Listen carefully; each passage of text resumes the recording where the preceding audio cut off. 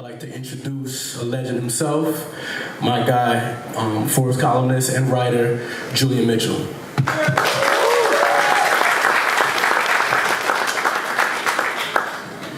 What's up? So I'm gonna keep the energy up. That's like the #1 rule with me. We'll do it one more time. What's up? How you guys doing?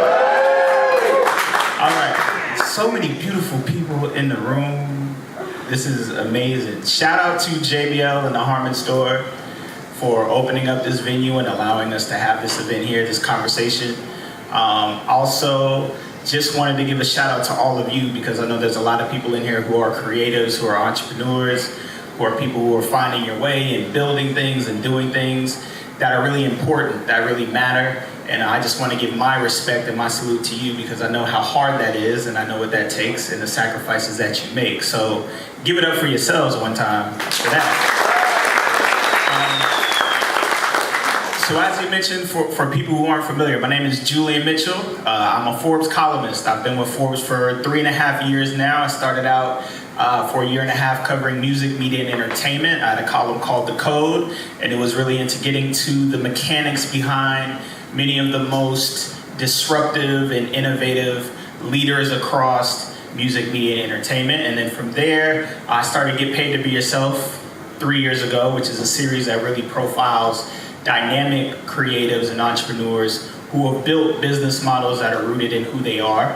And starting out with that, and we're about 20 installments of that series, and at this point, transitioning into entrepreneurs. So covering disruptive entrepreneurs and startups who are redesigning industries. So within that, covering a lot of CEOs, what I call the new creative class, like the people who are really shifting the paradigms and making those things happen. Cool? So definitely check it out.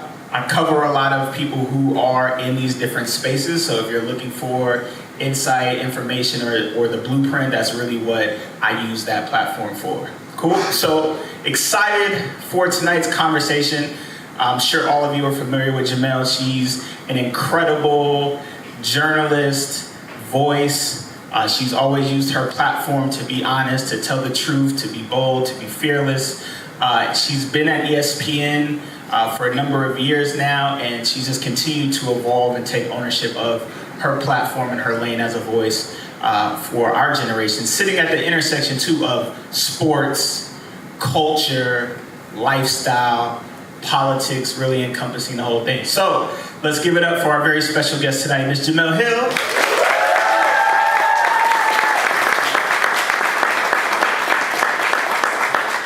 Do they have her mic? Oh, you got it. So let's sit here. See, I don't want to make the mistake before we get started. Thank you for being here, first and foremost. And one thing too, congratulations on being honored as the NABJ Journalist of the Year. Can you give it up to her for that? Incredible honor and definitely well deserved. And your commencement speech too, which we'll get into, had a lot of great gems in it.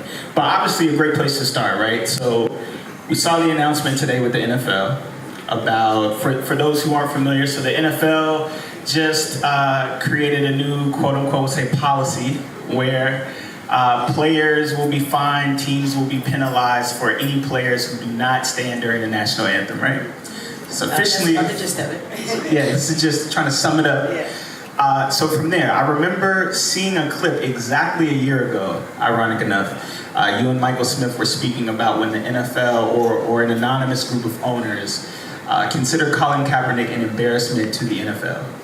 And your response was, which I definitely agreed with, was basically saying that way of thinking, to see somebody who's standing up for a positive cause, equality, and justice, to have that way of thinking, considering him an embarrassment, is actually an embarrassment, to think that way. And how the NFL tolerates a lot of other things, right? From domestic violence or, substance abuse, things like that. So now fast forward, seeing this announcement today, what are your thoughts and your take on that? And how do you think people should be looking at this new news that came out today? Well, leave it to the NFL. They are quite adept at bringing missile launchers to fistfights. That's kind of what they do. Right. It was heavy-handed. It was clear that they're trying to capitulate to a certain crowd. Right. And the unsexy story is that the ratings declines, the interest in the league that has dropped, which, by the way, started before Colin Kaepernick's protest, have less to do with protest or any of the controversy that has been generated by the protest during the player anthems, and has everything, or during the national anthem, it has everything to do with viewing habits. You know, that's much less sexier to say. They're having a hard time connecting with the younger fan base.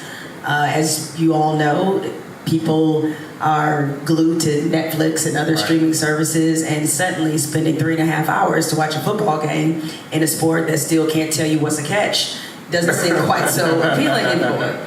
So they're facing a lot of issues, and even, you know, now that we're in this information age where we know so much more about CTE, head trauma, concussion, that also has had a significant impact on how people feel about watching the sport. So I say all that to say is that this is their way of showing whoever they felt like they needed to show.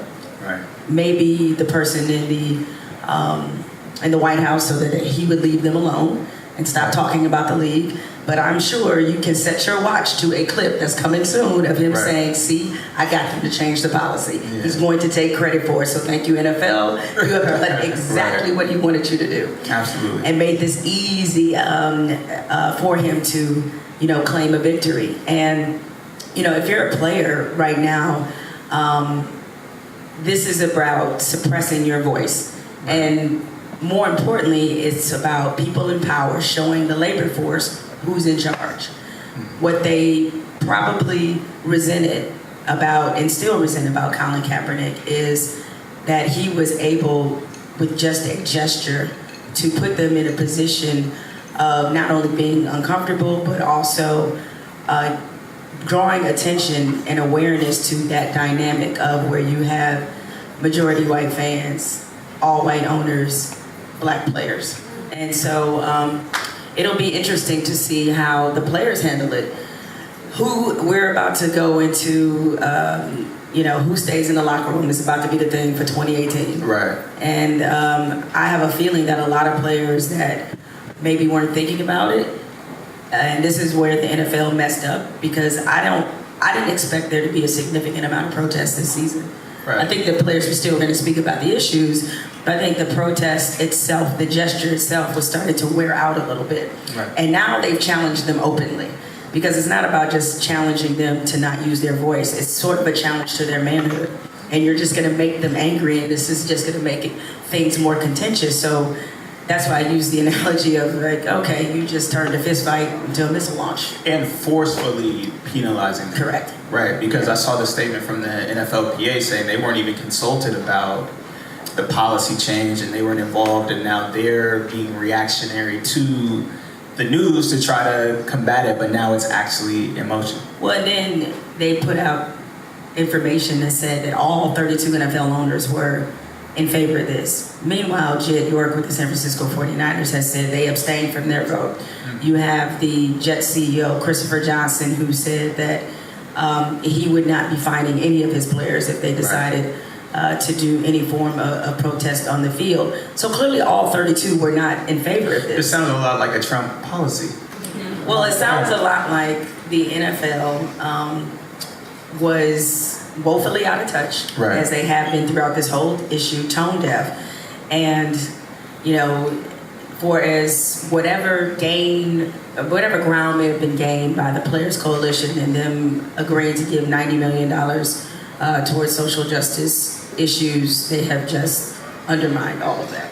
Right. And you tweeted also today with that news about how you're interested to see the first day, like opening day of the NFL, and how many people speak out or what the reaction is.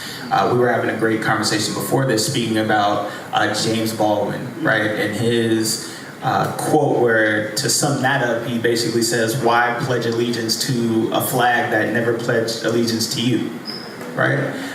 So obviously being an NFL player is its own platform, separate, but a platform is a platform, and we being people in media and having a voice, when you put it in that context, obviously about acknowledging that, this country has never really given, people of color, just marginalized people in general, that same respect. How do you then look at players and say, here's how you should use your voice, or here's how you should think about this, or how do you just personally think players should respond and use their platform?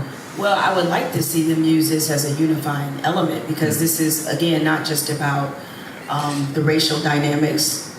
It's obviously about bringing awareness to the issues that impact our communities, but it's also, again, about labor suppression. Right. And for a country that was founded on dissent, that has made great advancements based off dissent, it seems highly hypocritical and just really disappointing that something that was meant to draw awareness to police brutality, marginalized peoples, right, those kinds of issues would be frowned upon. I said this to you earlier, I just can't wait to see how this is all characterized 20 years from now, because it's going to be a lot of people changing their story. Right. And we see it now with the civil rights movement. Absolutely. If you go back and you look at any of the polls that were done in America during the time of the March on Washington, Freedom Riders, a Montgomery bus boycott, 70-80% of Americans thought those were harmful, thought that it was un-American, thought that it was harmful to advancement of equal rights. Right. At no point in history has protest ever been agreed upon. Everybody, after the fact, when history proves who's right and who's wrong, then everybody wants to say, yeah, I was in favor of it. Are you sure? Because you're lying, based off what history says. Right. So I'm sure 20 years from now, all these NFL owners will pretend that they didn't keep Colin Kaepernick out of the league because of his, the way he used his platform and him trying to bring attention to social and racial injustice. So I think the league should be embarrassed by this, because, as you mentioned, there's other behaviors that they tolerate that do not nearly spark as much reaction, outrage, or attention from them. It's just too bad Colin Kaepernick didn't hit a woman, because he'd be playing right now. Right. Crazy enough. I think you hit on one point too before we transition I think historically when we look at it, we see it as these frozen periods of time, from slavery to the civil rights movement and all of those things. And I don't think we necessarily see it as a seamless evolution of oppression and racism and just finding new ways to marginalize people, new ways to oppress people, or in your language, basically suppressing people in their jobs.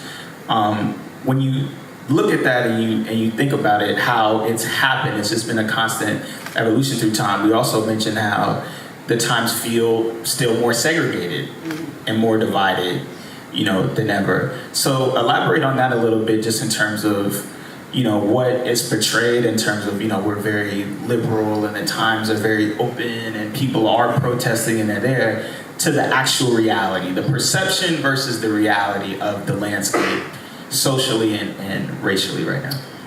Racism is very crafty, that it finds a way to reinvent itself all the time. And somebody should make a shirt that says racism is crafty. That should be a hat, a pen, JemeleHill.com, racism is crafty. Racism is very crafty. Yeah. It's, and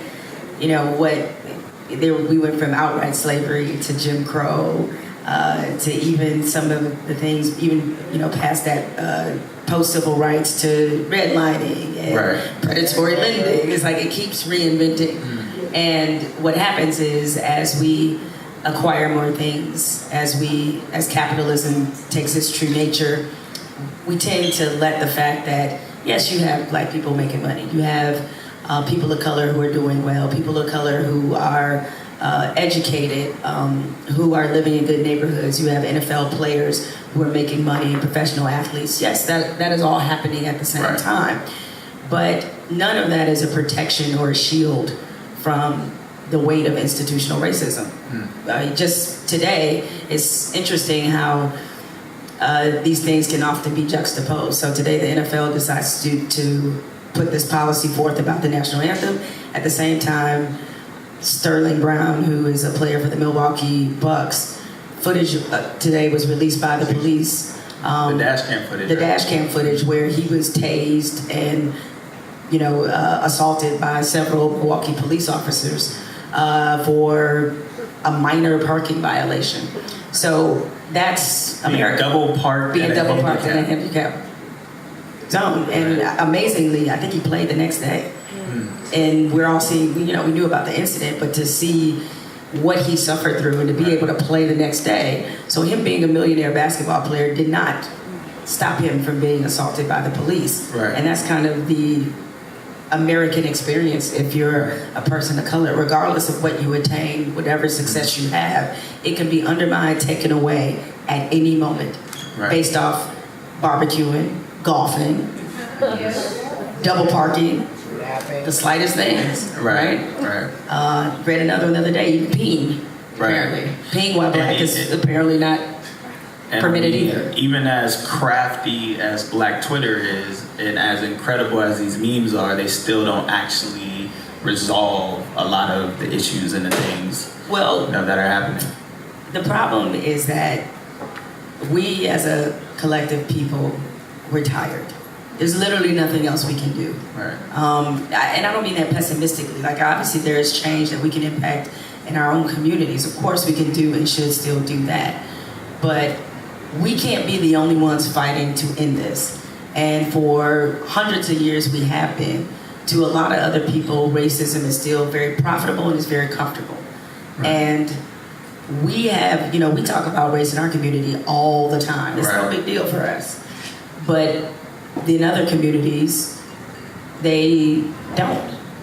And they don't care. And they like the fact that the police keep us in our place, or that has always been used as an extension to keep populations and communities segregated. Well, then even in us talking about that, exercising your privilege, that's essentially what that is. Privilege, or in this context, white privilege, being able to ignore or not even need to participate in the experiences or the conversations or the sensitivities of a marginalized group. You don't have to be a part of it. Yeah. Absolutely. So, because there's so many people who are complicit in it, my fear is that we will be in this flying pattern for a long time. It can't be, you cannot burden the people who are oppressed with the responsibility of solving the oppression. Right.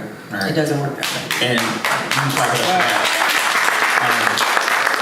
so one of the things that I think about having a platform and being a journalist is having a platform is a privilege, but being a platform is a responsibility, right?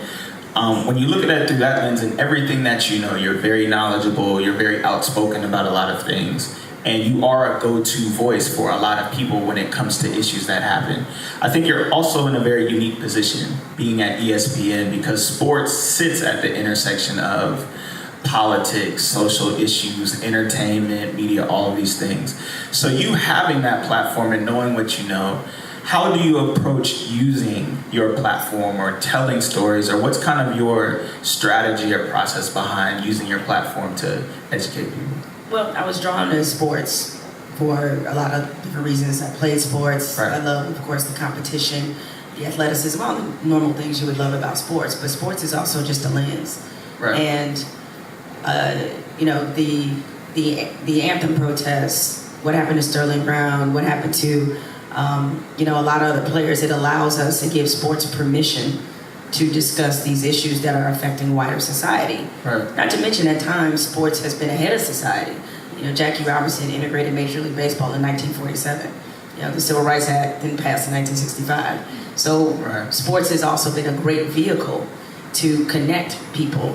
To maybe if they see something happening to their favorite player, it might make them more empathetic, and they can make the connective tissue between that and the average black person that's walking down the street and what they might go through. If somebody with money can go through this, imagine somebody who doesn't have money.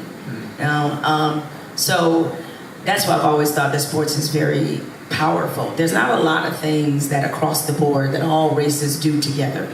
But sports is one.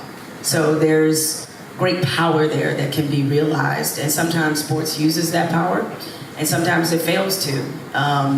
So for me, as I am using this platform at ESPN, it's not just about drawing awareness to issues, it's about telling stories of vulnerable people. Right. Because athletes, especially athletes of color, and definitely female athletes, are very vulnerable in this society. Right. So sports gives me an opportunity to do that. Right.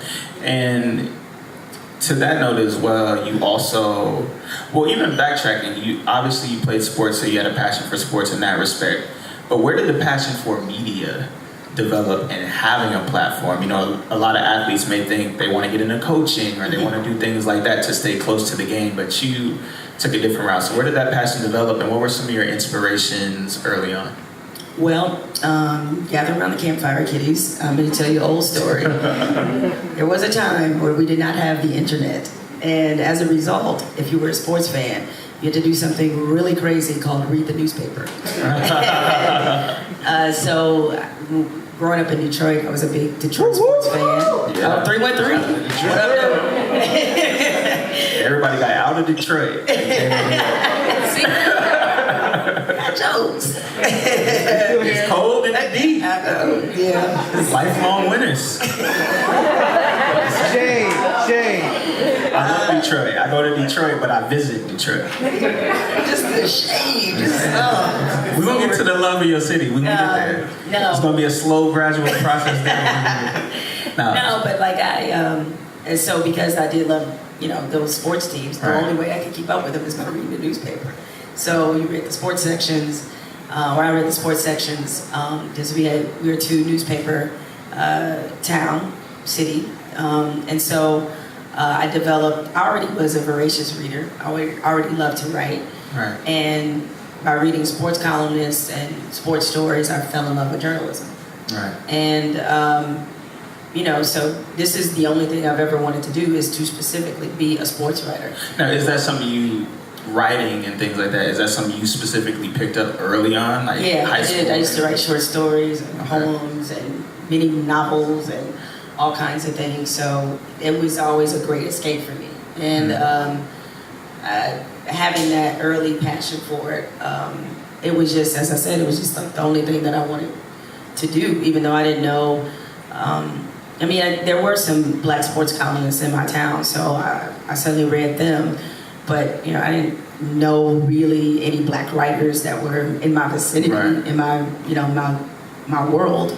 But I was lucky that I had mentors early on that always gave me that sense of belonging. Right. Who were some of your mentors, or who were some of the people you looked at for inspiration when you didn't see a lot of people that look like you? Well, the crazy part is a lot of them I eventually got to work with, which is a treat. Yeah, for sure. Law of attraction.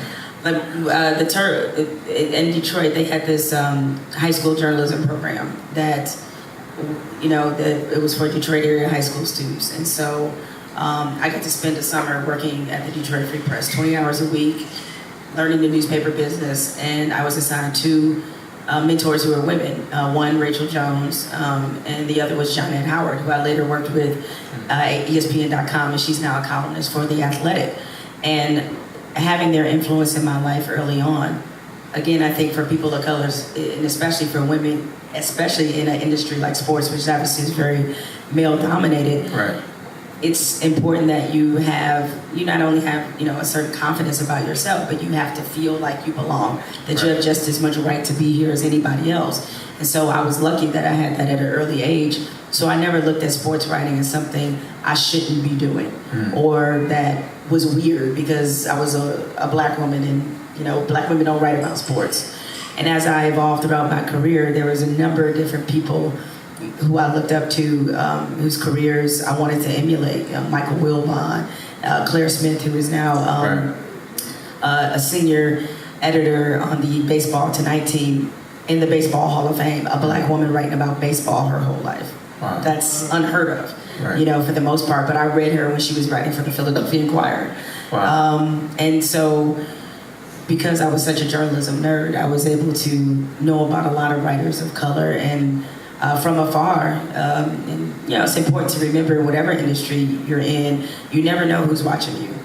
You never know who's observing how you're going about your career. And trust me, people find inspiration in the smallest things. Right. And you mentioned too being, and you look very young, you look great. I'm older than I look though. But you mentioned pre-internet, right? Pre-social media, pre-internet.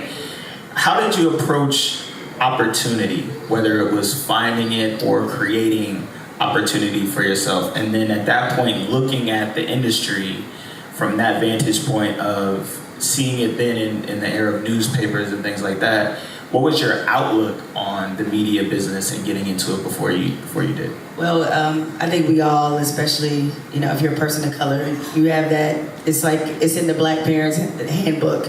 You gotta be twice as good. Like, we all know to finish the rest, right? So that was drilled into me early. So there was this drive and ambition in me because I knew I couldn't really afford to make a mistake. I mean, not necessarily a mistake, because we all make them, but like I couldn't afford to miss at this. So I had to be as prepared as possible. And being a woman of color, knowing that if I wasn't as prepared, I was going to get exposed. And the price of that was much steeper for me. And getting involved in journalism early was a huge step. Doing that program that I mentioned in my junior and senior year of high school, I actually worked at the Free Press. Okay. Can we get the mic working?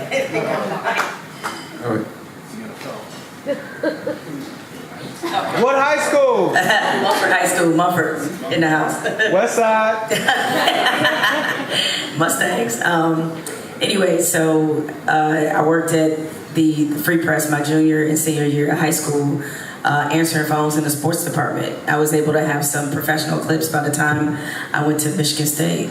And I worked for the college newspaper there all 4 years. I had interned. By the time I graduated, I was so tired of interning. I had 5 internships. I worked at my college newspaper. I was they could say a lot of things about me. I could be perceived in a lot of different ways. But the one thing that they weren't going to say was that I wasn't hustling. It's like what Jay-Z said, hustlers never sleep, right? I might not be the best writer in the world. I might not formulate the best sentences or be the best television personality, but you're not going to outwork me. So that was kind of my attitude. And so I just had this mental path already plotted out of what I wanted to do, which did not ever include ESPN, nor did it ever include doing television. Right. And you mentioned too, and we'll get to this, there's a part of your commencement speech that I definitely want to touch on and open up, but because we threw so much shade at Detroit, we're gonna give Detroit some especially some the love company right now. Hennessy, we practically invented it in Detroit. We verified. City drink. Can we say this? We verified Detroit as a Henny market. Detroit. We like the capital. Like anybody, see somebody. There we go. She got you. But Detroit is known. If you ask anybody, even people who haven't been to Detroit, Detroit is just known as a hard-working, working-class city that may not get the credit it deserves. A lot of things come out of Detroit, but people still take pride in Detroit, being from there and coming up there. How did the spirit of Detroit really shape you or influence you? And what did you take from the city that still shapes the way you navigate today? Well, you hit on what is a major sort of theme of Detroit. It's that blue collar, hardworking, mentality. We have to scrap for everything. We're not the cool city. We're not LA. We're not New York. In terms of perception, the only time when I was growing up, Detroit was ever on the news, it was something awful happened. And it's still kind of that way. Like, they don't come to Detroit to do positive stories. Probably the last time most of you heard anything about Detroit is when the real estate crisis hit, and they were talking about how we had houses for $9, and the running joke, you can buy a whole block of houses in Detroit for $100. And so that's seeing how we're perceived nationally. That if you're from there, that makes you even double down even more and put on more for the city. Right. So for me, that that scrappiness, that toughness, having that chip, that was all in my DNA. Right. It was anyway. Growing up, poor, raised by a single mother, it was already there. It was multiplied coming from that city. And so that's why, I said in my Twitter bio that, Detroit raised me. Right. And I mean that because there's so much, I know everybody feels this way about their city or their neighborhood to a certain degree, but I think it's even just more pronounced given the perceptions that people have of Detroit. And I think people use terms like work really hard and things so much that you almost forget how valuable that actually is, and people talk about it all the time. But how important is it really to have? Because I know for myself, the more you elevate, right, you have to be trained for the next level of your career, the next level of your life. You have to continue to have, as it relates to sports too, a competitiveness of fighting you. How important is having that fight, like being willing to really go the extra mile, push yourself that extra step when you're tired, when you don't feel like it? How important is really having that drive and that fight? It's crucial because, just from a self-preservation standpoint and just owing it to yourself. Mm-hmm. But I think it's also an added complication if you're a woman, because a lot of the things that men are conditioned to do, that men get applauded for doing, we don't get that pass. If a woman is aggressive in the workplace, you know what they're going to call us, and it's nothing nice. Right. And we could just be demanding the same things that a guy would do. Right. I'm going to be a diva, I'm going to be something else or whatever.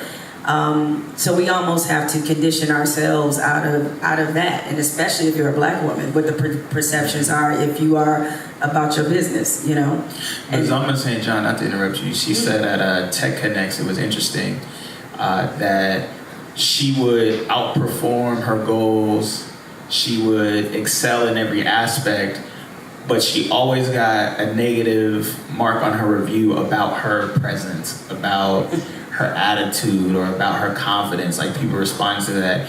And what she said was the minute all of the comments were not about performance is when she knew it was time to move on. And she spoke a lot to that, about how as a woman, as a black woman, as a confident, strong black woman, how that's really what you have to be vulnerable to, is the things that have nothing to do with you doing your job. Oh no, that's right. That's when the jig is up, right? Because like right now, black women are the most educated group in this country. We're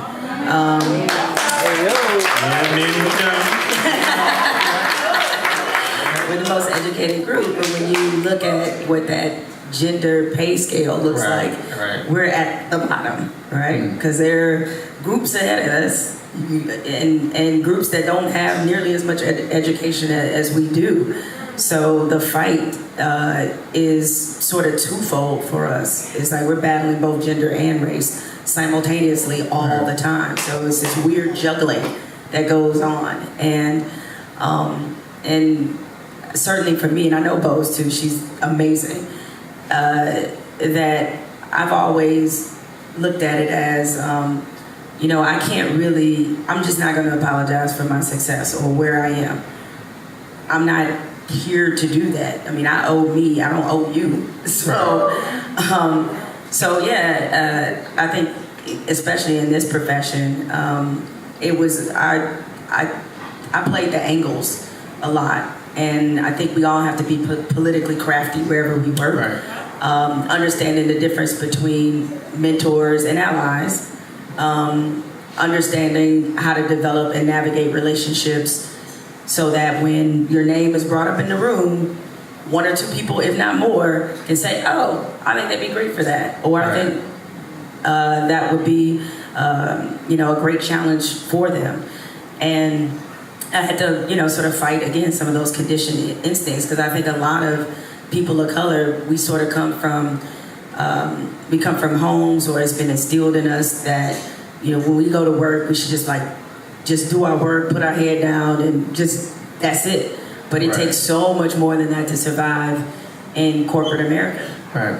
What were some of your methods, and obviously we have a lot of women in attendance too, what were some of the methods or the practices or things you reminded yourself throughout your journey that kept you focused and kept you, like you said, you played the angles that allowed you to always move smart and move calculated and get to where you wanted to go? Well, somebody once told me sometimes, especially in media, and really especially in television, sometimes you're the hammer and sometimes you're the nail. Every time I was a hammer, I was wielding it like Thor. Okay, absolutely. Because you have to create a sense of leverage. Like, absolutely. People don't respond a lot of times to talent. They do respond to leverage. And I also was willing to make myself a little bit uncomfortable.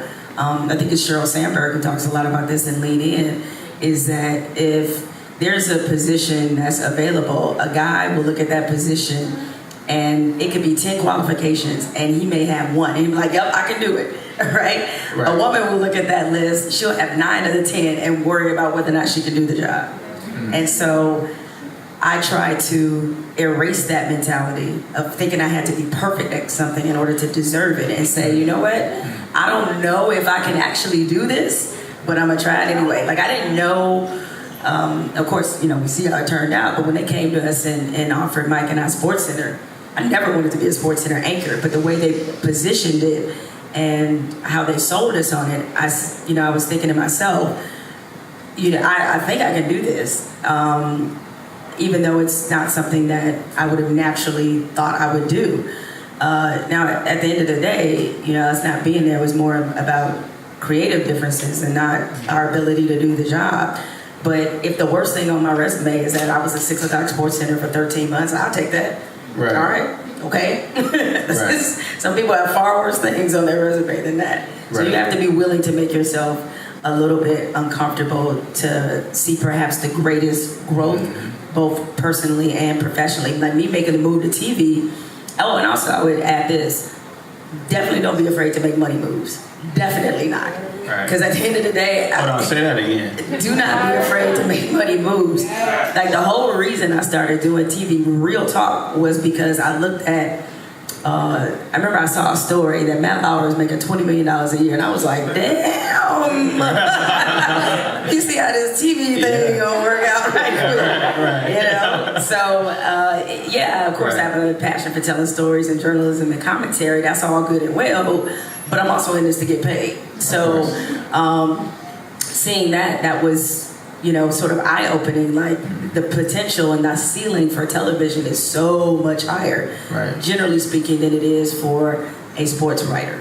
Right. You brought up a point too before we transition about deserving, right? Like, even if you're not perfect, you still feel like you deserve it. I think that's important, because one thing we don't talk about a lot enough when we talk about mental health too, specifically, but self-sabotage. And even if you feel confident or like you're prepared, it's still believing and accepting in yourself that you deserve all the opportunity, you deserve the platform. Speak a little bit about that, or people who may be struggling with getting over the hump of really feeling like you deserve what you're going after. So I'm going to pass along a gem that a friend gave me, and just and didn't intend to necessarily give it to me, but just speaking from her own personal experience. It's a lot of us suffer from imposter syndrome.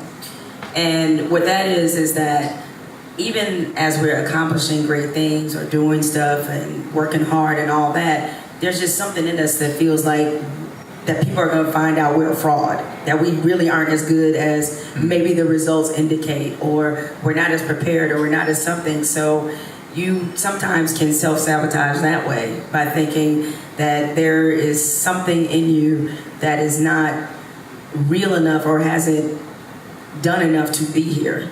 And I think it's just a result of conditioning. Some of it is just the trauma of race and racism in this country. Right. And, we all have self-doubts regardless of what race you are, don't get me wrong, but I think they can sometimes be more pronounced in us. And I guess for me, getting over those times, which thankfully I was born with probably an extraordinary self-confidence. Some of that came from, quite honestly, playing sports. I mean, that's what I think is the benefit for women who do play sports, is that it does give you higher self-esteem and all these other benefits that help you later in life. It's the reason why when you look at the Fortune 500 CEO list, a lot of those CEOs are former athletes that are women. At any rate, I think that the trick is in those moments of self-doubt, you have to power through and just kind of maybe even give yourself a pep talk and say, look, if people, if I'm in a position that, you know, maybe some people don't think I should be in or whatever, then you gotta fake it till you make it. You know, you just gotta keep doing it until you decide or until that moment clicks where you're like, you know what, I'm actually pretty good at this. Right. You know, and you only get better through that with reps. You know, as yeah, exactly. And you know, I guess to use that sports analogy, we've seen some, you know, look at LeBron's jump shot in year 1 and 2 or year 1 through 5 versus what it is now. Right. Right. That man had been in the gym, so you can only get over this by the number of hours that you put into it. Because then once you feel secure, you'll be okay. Like, I'm confident I can do any kind of TV out there. Wow. Like, the one thing about SportsCenter is, like, it's a fire drill. Don't let the smoothness fool you. Like, it is a total fire drill behind closed doors. But as sometimes frustrating as those early months were as we were doing the show, after a while, I got completely comfortable with chaos. Right. You know, somebody could have been on fire running naked through the studio and I would just read the prompter and act like nothing was there. Right. So whatever, naked man just walked through anyway. So last night Steph had, you know, it just kind of works out that way. And it's something that I think about a lot too, is you work really hard to make the hard work look easy. Correct. You know, like when Steph Curry put a lot of time in to get his jump shot to where it is now, and it just looks pretty when it comes off and it goes in, but you don't see the hours he was sweating in the gym and things like that. Which brings me to another point, which we should celebrate her for this. You gave your first commencement speech. I did. University of Maryland for their School of Journalism. And which was, you guys should look it up if you follow her on Instagram. There's a clip or you can see it. But one thing that really stuck out with me, which is perfect going off of what you're saying, is you said if there's one key, I'll give you one key to accomplishing anything you want to accomplish and being anything you want to be. You said, fall in love with the process, but screw the results. That's what you said, right? Fall in love with the process, screw the results. That goes right into the idea of doing the work, appreciating your process. Speak to the importance of really falling in love with the process, trusting the timing of your life, and really doing the work it takes to get you to the next level. See, there are people who don't necessarily love doing something. They just love what it gives them. Mm-hmm. And that doesn't necessarily last, okay? And so the reason why I said you gotta love the process, taking sports for example, when you hear Kobe talk about the 6 a.m. workouts and all those things, I mean, he left the game because there was nothing left for him to give, and also his body was at a certain point, he truly had nothing left to give. Right. But what kept him going was that he was excited about 6 a.m. workouts. Sure, he loved winning titles. Right. But it was the 6 a.m. workouts, and for months working on one move and his footwork, and that's what he fell in love with. Michael Jordan was the same way.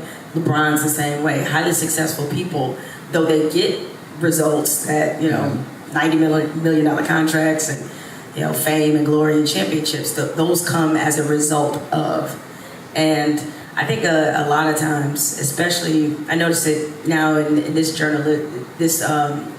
younger generation of journalists, is they're so focused on the destination. They're so focused on, you know, they run up to me all the time and say, I want to work for ESPN. How do I work for ESPN? Easy, don't. Like, don't worry about working at ESPN. Worry about being good.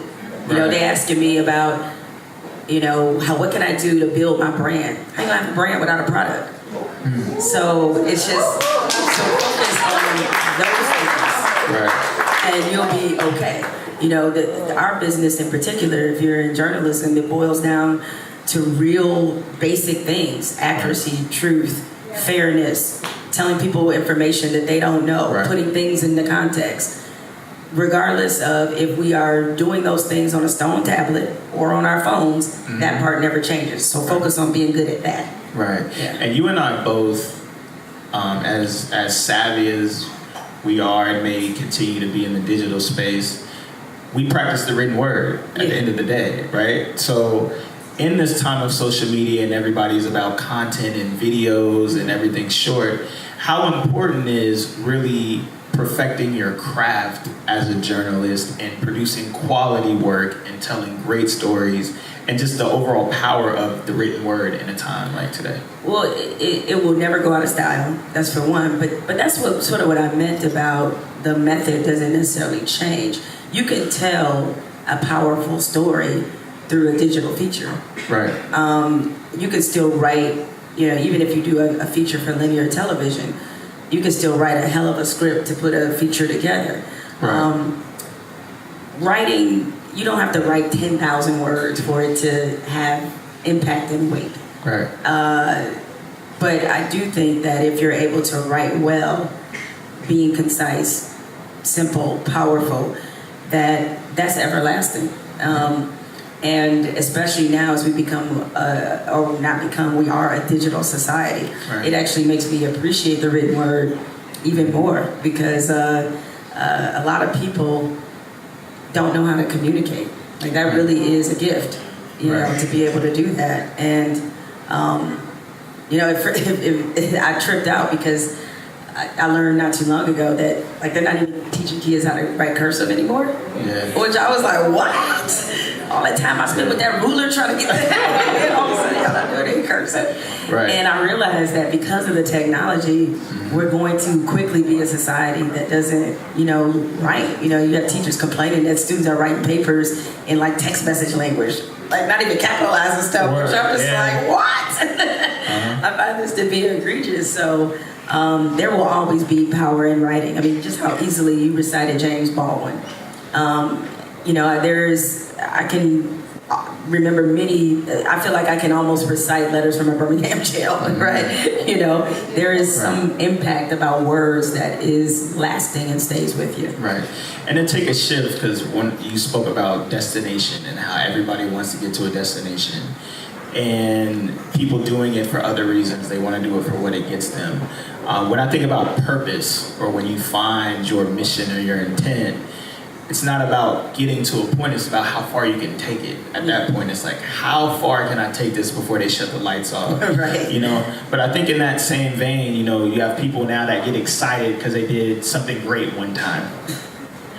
Instead of realizing that to be excellent, you gotta do it 100 times, 1,000 times. And then when you level up, you gotta do it 1,000 times again. So speak about what it really takes to accomplish something great and be great at what you do, and the importance also of not seeing it as a destination, but seeing it as something that's ongoing. Well, I think part of that is never being satisfied and never actually thinking what you're doing is great. For me, people ask me all the time, what's your greatest accomplishment? I don't know. I haven't had it yet. Right. Being Journalist of the Year, that was something that's still pretty mind-blowing to me because I never win anything. So it was just like, what? But and maybe that's just me being self-deprecating, but my story and my journey still feels so incomplete that I can't pat myself on the back yet. Despite the fact that I'm, blessed and humbled by all the things that I've been able to do and I guess quote unquote accomplish, but it just still feels very incomplete to me. And that could be more my psychosis that needs help, as other people that are successful may not look at it that way. But it allows me to understand that when you ask most, say, great athletes as they're making history, what they think about it and are they impressed with themselves? They have a very hard time answering that question. Right. Because to them, it's so routine, or they just feel like by patting yourself on your back or saying like, oh, I did this really great, that you're also alternately saying, okay, I'm done. Right. That's it for me now. I have nothing left. I have another lever that's not there. Another speed is impossible. Right. We're also in a time too where I feel like it's easy to get caught up in what other people are doing or how other people are telling stories and trends. So how do you stay ahead and just focus on and stay disciplined enough to just do quality work and do your thing and avoid the trends and avoid everything else that's happening? Well, mostly I what I avoid, and this is kind of part of that, is like I avoid, watching everybody's career. Yeah, there's certainly careers I appreciate, but what you'll find yourself doing is making comparisons, right. And I'm focused on my focus. Like if you doing work, yeah. Good. I'm happy for you, and but. What will happen is that you'll start to compare yourself. Like before I write a column, I don't like to read other columns about what I'm writing about because I don't want their opinion to influence mine, and I don't want to start just kind of subconsciously copying them. Right. So I'll read the stuff after, or I'll read columns or other, great articles and think pieces after I've written something or whatever, but I don't do it going into the process because I don't want it to kind of, and I mean this respectfully, contaminate my mentality and approach. Right.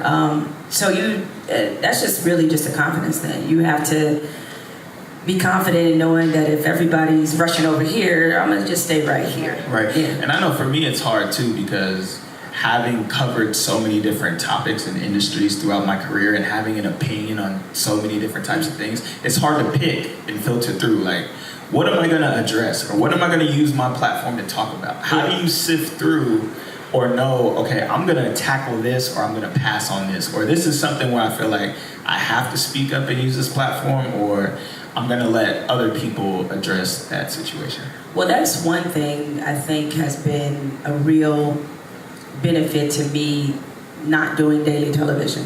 The grind of doing daily TV, especially if you're in commentary, is that every day you got to give a damn about everything. And every day I didn't. I mean, that's the truth. Right. There was some topics I was just like, all right, let me fake it till I make it because I could care less about this topic, right? But the beauty of being a writer and in this role now is that I can cherry pick. Right. I don't have to get back on defense all the time. Right. Right.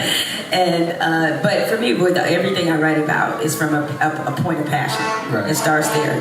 Do I care about this? Do I have something important to say about this?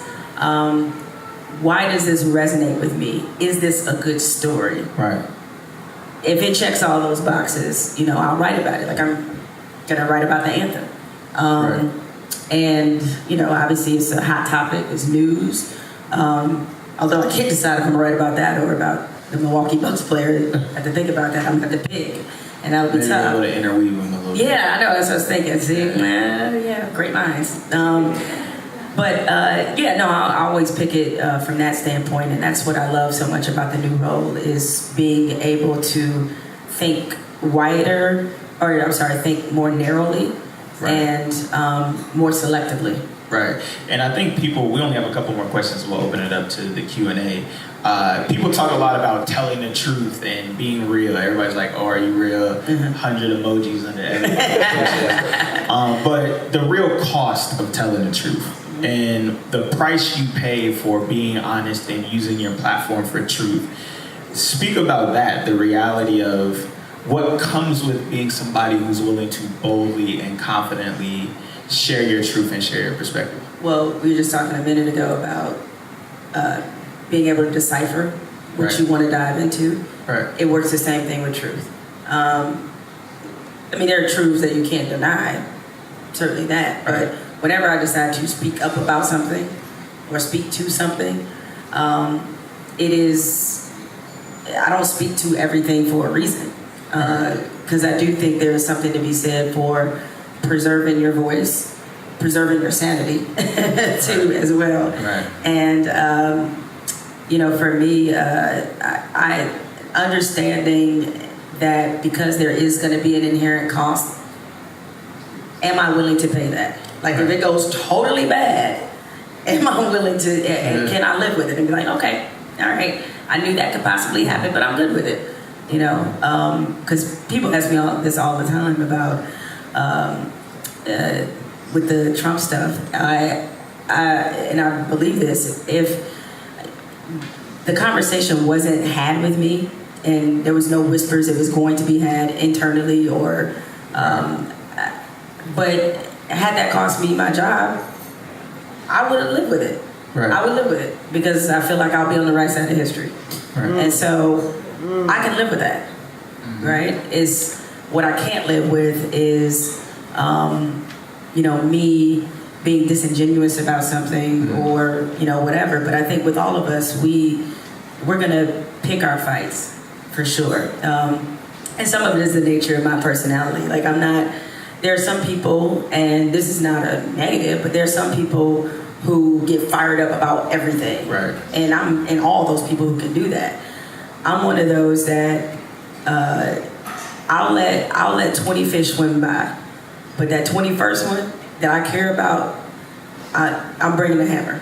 Right. And for anybody too, just piggybacking off of that, who are in those situations, I've been in situations in my career where I've wanted to stand for something and eventually did stand for it, or had to calculate the risk of what this would be, how to actually deal with that. Because when you're thinking about it, how do you really calculate the risk for yourself, and how should people kind of measure that outlook? Because I feel like sometimes it's alone too. You feel alone, you feel isolated. How do you deal with that? The risk to me is all, mental, personal toll. It's some things I can live with and some things I can't. And so I just judge it strictly off that. And if you are, and some of it too is positioning. Like I had a lot of people, like when controversial issues arise, I always get tweets from people who say, you could fall back, sis. We got this, because we need you to stay where you at. I'm like, all right, thank you, appreciate it. They gave you the protect Jemele Hill at all costs. So I was like, I appreciate it, y'all, but don't worry. Jemele knows her bills.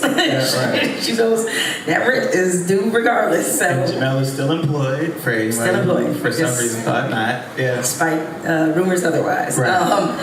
No, but you do have to weigh what is the personal toll it will take. Right. Like if you stay silent about something, if this situation isn't handled, if it becomes something else, right, and I had a chance to do something about it that I didn't, can I live with that? Right. And if you can't, that's when you know it's time to activate, and you just have to think it through. Hopefully you've thought about it enough so that you have created some level of support for yourself during those moments. And you also, we'll just have two more, we'll wrap it up. A lot of us talk about it, we see it, you mentioned tweeting on the internet, trolls. Trolls, the hate, handling the hate. And we talked about the thick skin you have to have and how you have to deal with it.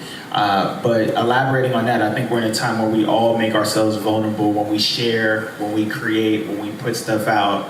You pretty much keep your body open to have shots taken at you. So how do you become bulletproof to the shots or develop that skin? Or just how do you handle hate? Well, it's real easy because, it happens every other Thursday. Direct deposit. Tweet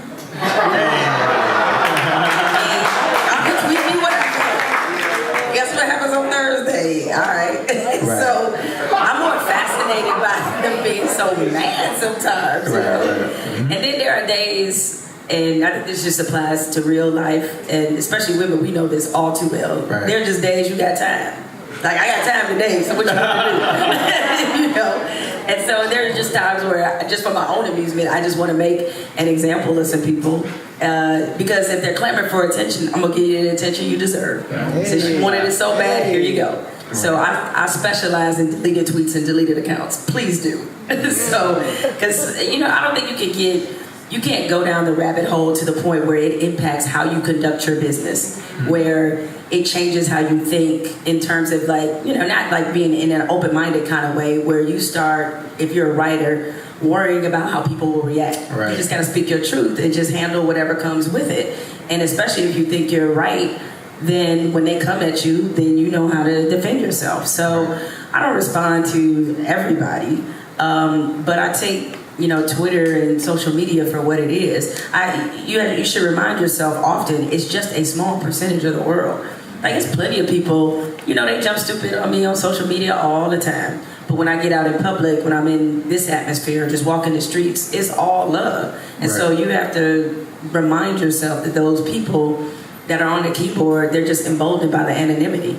And hence why I tell a lot of them, like, that's cute you so mad, but if you saw me, you just ask for a picture and tell your friends you met me. So you can be fake all day on this, it's good, but Come on, we know what'll happen in real life. Because to this day, no one has ever confronted me about anything that they disagree with me about or anything, period. So I just tend to think that social media at times just brings out a special kind of food. and you gave the point of things you can live with and things you can't. That's how you calculate the risk. The importance of staying true and being authentic to yourself and not compromising that voice regardless of who it is, if it's your company, if it's the public, if it's whoever, being willing to stand up for yourself and stay true to yourself, the value and the importance of that. I mean, that's everything. That's really should be your foundational being. And, I think you have to understand that, you being true to that comes in many forms. A lot of people, like as ESPN has been in different controversies over the years. Maybe one of our most recent ones was when the fantasy football auction happened. And a lot of people, rightfully so, criticized ESPN and said that looked like a slave auction, because it did. And somebody should have obviously known better, and it was addressed. But the one thing that was good that people, watching don't know, because I got a lot of people tweeting like, get your company and why don't you publicly criticize them? I don't have to. That was all handled internally. Right. Don't have to. So it's like you have to learn and understand that staying true to yourself doesn't mean that you have to go on a Twitter rant about it or whatever, that you can handle things behind the scenes just as effectively. What was it, Lil Wayne that said real G's moving silence? Like Zion? There you go. Whatever that means. Awesome. So give it up for Jemele. And as we open it up to the Q&A too, so it's hard to build a great team. And you and Mike had incredible chemistry. Yep. It was great. What is the thought process now moving forward? First of all, what is your role for people who don't know? Oh, okay. And then, how do you approach this now moving forward and moving solo? So my role now, I'm a senior correspondent for The Undefeated. For those who are not familiar with The Undefeated, thank you. It's ESPN's vertical site, which specifically covers the intersection between race, sports, and culture. Right up my alley. I have not stopped doing television. I'm doing Sports Nation next week after Highly Questionable. Hey. So I just get to pick the TV that I like to do and the producers and hosts that I like. But yeah, it's definitely been an adjustment. Mike and I, we did television together for 4 straight years. We're also friends in real life. We were friends long before we ever started doing TV together.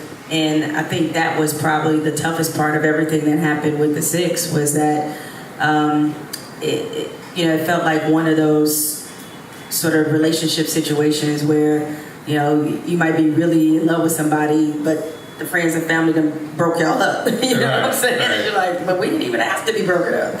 Right. Necessarily, it was just a product of just kind of how things went. But so yeah, I feel like we'll work together again. Right. I don't know if it'll be at ESPN or not, but I think we will. There's a desire to do that at some point. So that's maybe awesome. One day, it's like Big Boy and Three Stacks, right? Yeah. It's like they went off, made the separate albums. Now we all waiting on a reunion at some point, right? Yeah, so, absolutely. Yeah, absolutely. Thank you. So we'll do the Q&A. Where's that time? Questions? Anybody? Man, right here. I got you. You guys good? Y'all sleep? Y'all all right? Yeah. Had to make sure. First of all, thank you so much. Being a fellow Detroiter, gotta just. You a West Sider? I am West Side, 12th Street. I went to Cass. Wait, 12th Street? 12th Street. My mama grew up on 12th Street. That's why I started at. 12th Street, you. Yes, that's all the hood. That's the show enough hood. Yes, for real, yeah. But the good part. The good, yeah. 2 blocks any direction. You already know. That's true. But thank you so much for being here. It's a pleasure to be a part of this Driven Society. You guys did an amazing job. To the point of constantly growing, never feel like you accomplished, patting yourself on the back. Never arrive, always growing. Do you think that there's a possibility of a return to people of color having their own Negro League or, what was destroyed by integration and denigrated and exploited people of color field nowadays. Shout out to the NFL. You know, we experienced our hardships. Do you find value in working with the platforms with cultural impact over the financial impact? Things like the German Society. You're here today, so I would say yes. Working with Cassius, Urban One, TV One, Radio One, right. Bossa, Hello Beautiful. Shout out So to all your my brands. whole crew up in the building, right?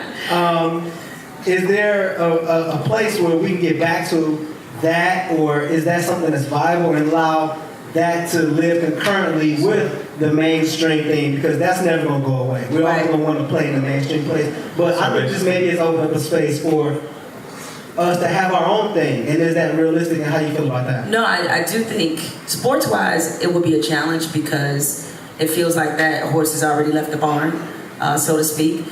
But I still think even within that there are opportunities there, maybe in esports, maybe in some other avenues, especially as, I mean, the most obvious one is the NCAA. Like at some point, I mean, I don't expect them to get their act together. And even though, you know, at times, LeVar Ball is the drunk uncle at the picnic. But his idea is there, is solid. Like there should be some kind of league created, though I do expect the one and done rule to go away, but some kind of league that if you don't want to go to college or you don't, you know, you feel like you need to prepare yourself, some kind of professional outlet that pays you capably as a professional, that's there. Where I do think it's possible for us to have that same spirit of the Negro Leagues and others is content.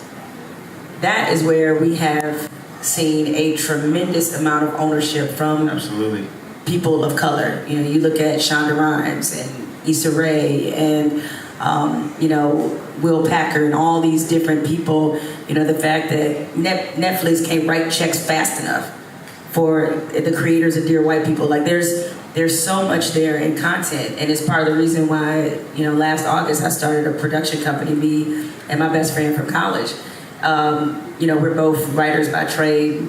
You know, we've both done television, experienced in media, and there's a lot of content that we want to create. Because I look around, despite there being, you know, the obvious societal issues and things going on, but when you look at the variety of content that's available for people of color, it's really kind of amazing. So we need to continue to do that. Now, part of that equation also comes in the support. I was having this back and forth one day on Twitter about BET. Everybody has opinions about BET, what they're not doing, you know, and all that kind of stuff. And what I've said to many people about, you know, BET is that, and I promise I don't have stock in it, that's not why I'm saying it, is that, you know, we hold them, and we tend to do this with Black-owned entities, holding them to different standards that we don't to anybody else. TV One. You know, or even being real about what we're not doing. You know, we talk about, I hear a lot of people of color say, oh, I wish it was news programs devoted to us and this and that. But when they're put on television, y'all don't watch them. So it's like, you can't have it both ways. You know, if you want that programming to reflect who you are, you have to support it. Yeah, like I know the show with BT, The Quad, it got canceled. The Quad was a good show, but y'all didn't watch it. So when BT decides to put on something that is maybe less substantive, then don't go criticize them when you didn't do your job with it, you know? And like BT, they could never have had Love and Hip Hop. Y'all would have crucified them. But y'all would crucify them for putting on that kind of programming or something similar, but still go watch it on VH1 or still go watch it on A&E. You'll watch all the Real Housewives on other networks, but wouldn't watch it on BT. So it's kind of like, we gotta be real about our fledgling support at times for these entities. You know, I love Bossa and Shade Room and World Star Hip Hop. They're guilty pleasures. I love them all. I got Bossa fam too. But at the same time, I think there's room for supporting the undefeated. It's the only, you know, it's one of the few sites of its kind, or, you know, supporting Complex and all those things that are speaking directly to our communities with people in charge of those entities. Yeah, I'm a firm believer, and part of why I talk about the creative class so much is I feel like creators are the new athletes, the new artists, the new people in the industry. The way content and media is going is the new entertainment business. It's that new arena. So essentially looking at it like we are the ones who can design the kind of culture we want to see through the stories we tell, through the platforms we create. That's kind of our way to leverage the cultural influence that we accumulate and be able to leverage that to be able to create a new lane that we own and get back to a space of and telling our stories, Absolutely. So we got one, my man right here. All right. Hey. He had his hand up. Okay. My name is Chris. I am a huge fan of yours. So Thank you. Thank you, amazing at your job. I had a question specifically about heteronormatives in sports. I feel as though, specifically with Becky Hammond in her interview to be a head coach in the NBA, Twitter blew up over it, and a lot of people had different opinions on it. I wanted to know your take on that situation, but specifically how you go about educating people on those heteronormatives in sports, because they're so oftentimes at play, but oftentimes go overseen, especially in basketball, where it's a male-dominated sport by coaches, players, owners, even broadcasters, to the point where there's just this expectation and a standard set. I'd love to know your take on it. We talk about it on my podcast called the Left Side Strong Side podcast, but it was a question I specifically wanted to ask you because I wasn't sure. I just want to know your opinion. Yeah, I mean, I think, Becky Hammond, obviously, unbelievable player, coming up the coaching ranks. And I don't really think the players what's so interesting about that, I don't think the players have any issue with it at all. Because, they know who knows basketball. More importantly, they want to win. They're like, can she help us win? Cool, great. That's all I need to know. What's been interesting is seeing the reaction, among the sports fans and consumers. And it's been a lot. I mean, in our community in particular, she's faced some hate because there are people who look at her and the fact she's interviewing for jobs and say, well, y'all don't do the brothers like that, so why should she be able to skip the line? It's can't look at it that way, It's we'll never get anywhere with that kind of mentality, even though I understand the frustration, but that's not a dynamic she created, So, unfortunately in sports, there's gonna always be this barrier that what you know about sports is somehow directly tied to your gender. Even though there are plenty of, even in my field, there are plenty of male commentators who have never played sports. But I'm the one that has to hear, you never played football, so what do you know? It's all right, dude, that's 400 pounds on your couch that can't sprint to the door without passing out. Sure. This ain't, I'm not testing my 40, right? This is about, what I bring to the table as an analyst.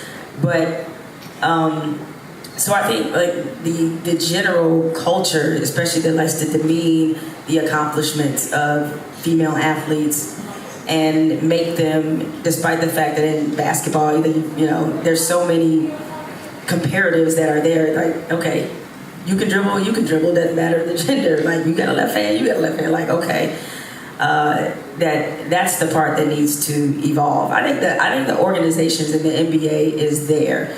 But what I always wonder, I don't worry so much about the first, I worry about the second.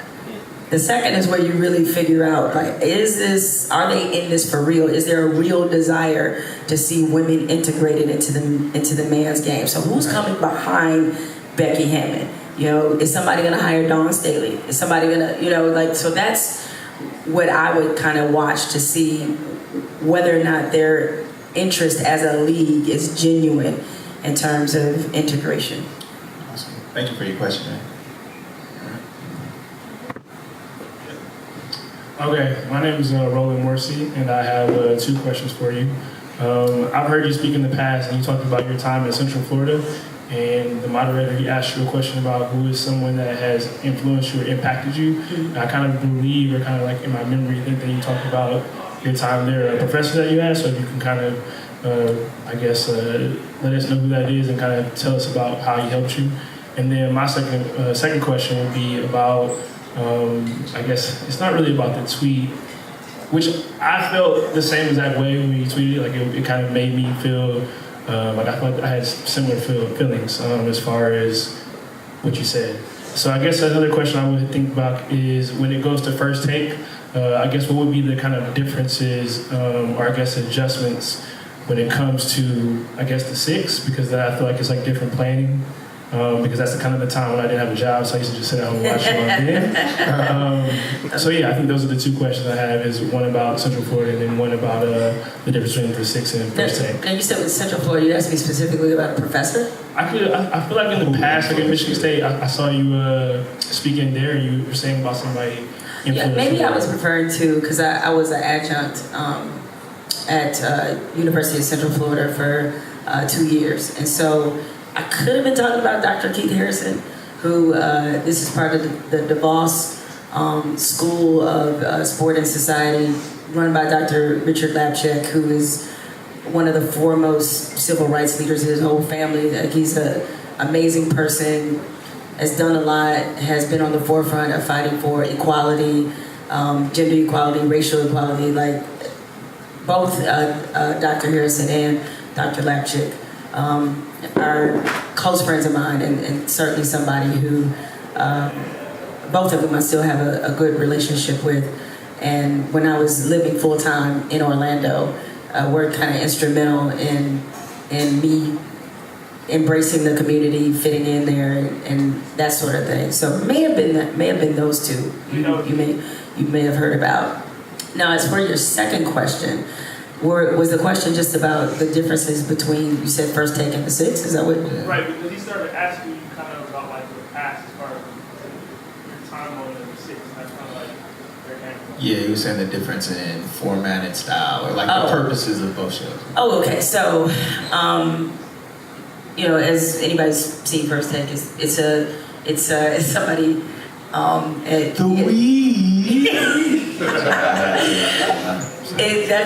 That's never not funny. Is that that's the show of competitive talking.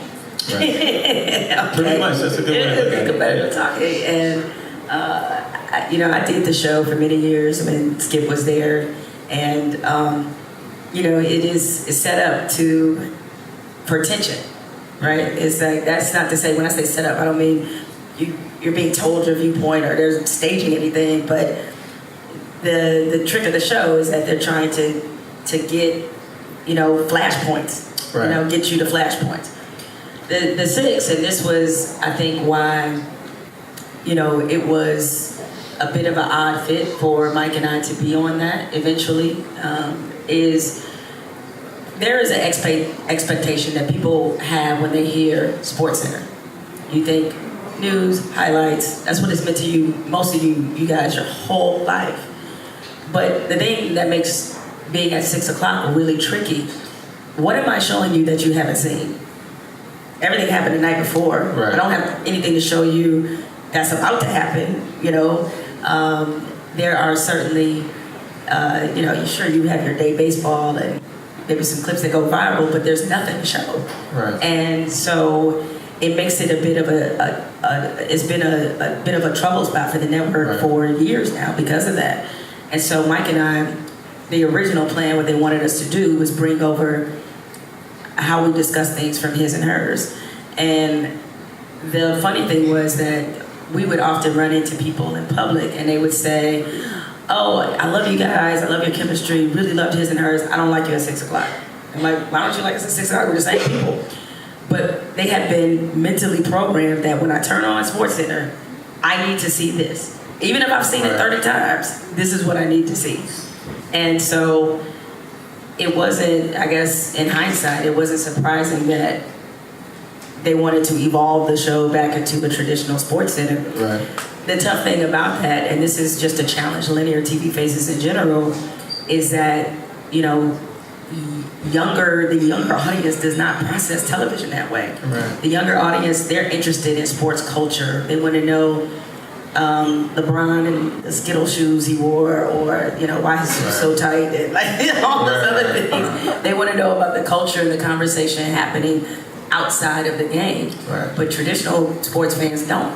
Right. So it's sort of like, which audience do you double down on? Mm-hmm. And once the show moved away from our commentary with each other, we were unhappy. And I understood, as I told them, behind closed doors, and I'm not talking out of school because I've said this many times before, I know Sports Center needs to be Sports Center, but I need to be me. And these two ain't on the same page. So I need to be back to doing what you guys hired me to do. Right. And I couldn't do that at 6 o'clock. Right. Thank you. Last question. Hey, huge fan of your rise to prominence over the past few years. It's also awesome that a few minutes ago you mentioned that you and your good college friend launched a production studio together. Company, not studio. Production company. Oh, that's how rumors get started. People thinking, I got a lot somewhere. I'm like, no. But, I mean, you said you've been writing your entire life. When are you going to publish a book, if you haven't already? And if you are... I can tell you all my secrets. Right. If there was an athlete or sports figure that you would write a book on or work on some sort of feature film on, who would it be? To be honest, I don't want to do a book with an athlete. I've had the opportunity to do that. Or I guess a topic in sports in general. I actually don't want to write a sports book. I don't. And it's not because there's not compelling material, so I understand your question. Trust me, the book proposal I'm working on has nothing to do with any of the topics that you mentioned. It's a little more personal than that. And I've always wanted to write fiction too. That's the other thing. So in terms of working with athletes, I actually think, and he has a production company that he's really been hugely successful. But I'd love to see LeBron in like a buddy comedy. You saw the train wreck. He's actually really funny. He's being cast with Channing Tatum on an upcoming film. Is he? I was like, he may be, but he's somebody I see with great comedic potential because he is both in front of the camera and behind the camera. Really, really funny. There's a lot of different athletes who have personalities that you probably would never guess would have those kind of, personalities. Like, Steph Curry's kind of funny too. Yeah. Is that I know he is a certain persona. I don't know. People acted as if the world was going to end because he swore the other night. Like, y'all know he uses swear words. It does happen. But the stuff that I'm doing with the production company, I can tell you 90% of it has nothing to do with sports. It's a lot of it is on telling our stories, telling different stories about Black women in particular, which is a passion of mine, and also about our communities. You'll see. All right. No, I'm done. Yeah, we gotta go. We're out of time. Give it up for Jemele. Those who don't follow you or have any of that information, where can they find you? Just my first and last name. It's just like, that's it. On Twitter, I'm at Jemele Hill. I'm at Jemele Hill literally everywhere. So I don't have numbers and different signs or whatever. So yes, it's pretty easy to find me. Okay, awesome. And you can find me. Got it. There'll still be time to mingle, to connect with people, to network. There will still be Hennessy available. You see all the handles in the bag. Anything is possible, Henny and everything, all of that. And I do actually have one question as we leave, but you can find me, Julian Mitchell, at All Things Mitch on Twitter and Instagram, at All Things Mitch, very active.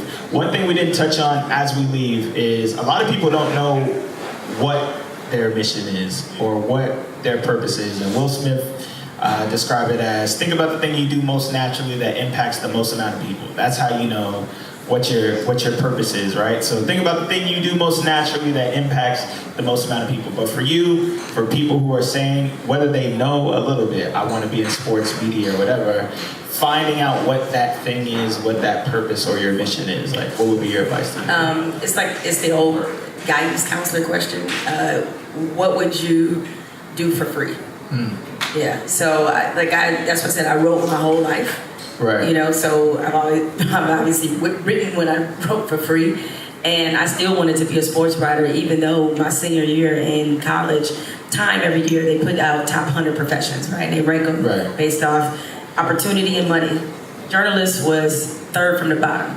Average salary was $19,000 a year. And I still wanted to be a journalist, which lets you know how ridiculous I was, because I was hustling backwards. I was like, damn, college is $25,000 a year, so how is this possible? I remember when they used to tell me, they used to say, because I didn't get into literature until I got into college. Like, I wasn't thinking about that, but they used to tell you you'd be broke, like an artist. Yeah, totally. Like, you never got into this job to make money, and I thought I was killing the game, because my first job out of college, I made $22,000. I was like balling. I beat that 19,000. Can't tell me nothing. So, but I also along those same lines, and we all went to college with, or know people like this. It's not just limited to college. The people who pick professions based off how much money they can make. That's a surefire way to be unhappy. Because I firmly believe if you have a passion for it, you'll be good at it, and you will make a lot of money. Absolutely. Or make enough money, or whatever you consider to be a lot. You will be financially successful if the passion is there, because you're going to outwork people, you're going to stay committed and dedicated, and all those things will come. Hence why I said, love the process, screw the results. Great way to end. Thank you. Shout out to Giving Society. Shout out to Kinley. I mean, Kinley's here. He has the free t-shirts. Mr. Kyle Kinley, thank you for that. But yeah, have a good time. Thank you.